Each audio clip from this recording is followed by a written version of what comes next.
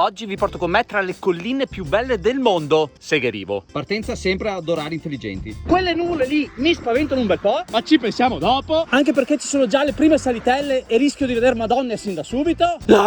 E poi non vuoi farti uno strappo mortale? 187 battiti. Solo per farvi vedere le meraviglie del tempio canoviano di Possagno. Quanto sei bello, Veneto. Qua avevo fatto anche una foto, Ma non finisce qui, perché dopo aver attraversato il Piave, mormorava, calmo e placido, al passaggio ennesima salita di 6 km.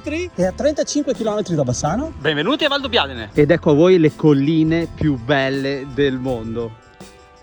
Ma che meraviglia è! Perché sono le più belle? Guarda, vinca che se vinna per tutto fioi. Ma guarda quanto! Sì, sei bellissima anche tu. Che poi, tutta sta fatica per cosa? Per mangiare un gelato?